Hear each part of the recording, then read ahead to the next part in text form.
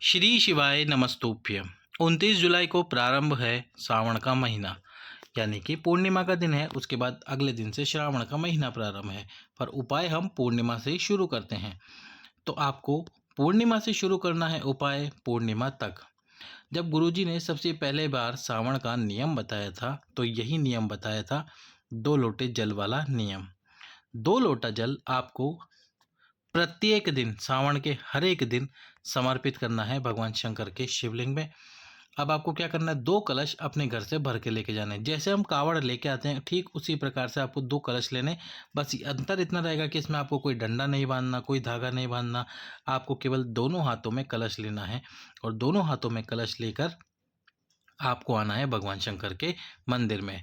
अब यदि आपके पास में एक ही कलश है, तो आप जो एक कलश है उसके ऊपर किसी कटोरी में जल भरकर रख सकते हो, तो आपके 2 पात्र हो जाएंगे। तो आपको ये दोनों पात्र ले लेने हैं। दोनों पात्र लेकर दक्षिण दिशा में लेकर आना। दक्षिण दिशा में लाकर शिव मंदिर में जो आपकी कामना है, अब आपको कामना एक ही रखनी है, पहले दिन से लेकर सावन के अंतिम दिन। यानी कि अंतिम दिन कौन सा होगा, सावन का अंतिम दिन यानी कि पूर्णिमा का दिन, जिस दिन रक्षाबंधन है उस दिन। तो उस दिन तक आपको मनोकामना एक ही रखनी होगी कि बाबा मेरी ये कामना है, इस कामना को शीघ्र अतिशीघ्र पूर्ण करो। और फिर आपको क्या करना है, वो दोनों हाथों से जल को, यानी कि जो दोनों कलश है आपके पास, उस दोनों कलश से जल की एक धार बनाते हुए भगवान शंकर के शिवलिंग पर वो जल समर्पित करना है। दोनों कलश से एक धार आएगी और शिवलिंग पे जल समर्पित होगा। इस प्रकार से आपको जल समर्पित करना है भगवान शंकर के शिवलिंग पे, और प्रतिदिन करना है। कब करना है, प्रतिदिन। जैसे ये कलश है, कलश से एक धार, ये दूसरी धार, दोनों धार एक बनकर आएगी और शिवलिंग पे जल समर्पित होगा। एक बात, जब माताएं बहनें यदि ये उपाय कर रही हैं और वह रजस्वला हो जाए तो कोई बात नहीं।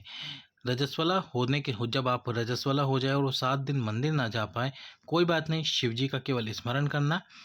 रजस्वला होते समय आपका ये नियम नहीं टूटेगा। बस जैसे आपका रजस्वला धर्म पूर्ण हो, आप फिर से इस उपाय को करना शुरू कर दीजिए। प्रतिदिन कीजिए। आपकी जो कामना है उसको अवश्य ही बोलिए जल समर्पित करते समय। अब इस जल का उद्यापन आपको कैसे करना है, जल का उद्यापन भी करना है 2 कलश जल के नियम वाले का। तो इसमें आपको क्या करना है, सावन का जो अंतिम सोमवार होगा, या तो उस दिन उद्यापन कर दो, या फिर सावन के अंतिम दिन पूर्णिमा वाले दिन आप इसको उद्यापन कर दो। कैसे करना है, 2 कलश लेके जाने हैं। इस 2 कलश में आपको थोड़ा सा इत्र डालना है। थोड़ा सा इत्र डालकर, इत्र ना हो तो कोई गुलाब का पुष्प डाल दीजिए दोनों कलश के अंदर, और फिर उस जल को भगवान शंकर के शिवलिंग पे समर्पित कीजिए। अपनी कामना बोलिए और बाबा से प्रार्थना कीजिए कि हे भोलेनाथ, मैंने ये सावन का नियम पूर्ण किया है, अब आप मेरी मनोकामना को शीघ्र अतिशीघ्र पूर्ण करो। तो इस प्रकार से 2 कलश जल वाला ये विशेष उपाय आपको करना है सावन के महीने में।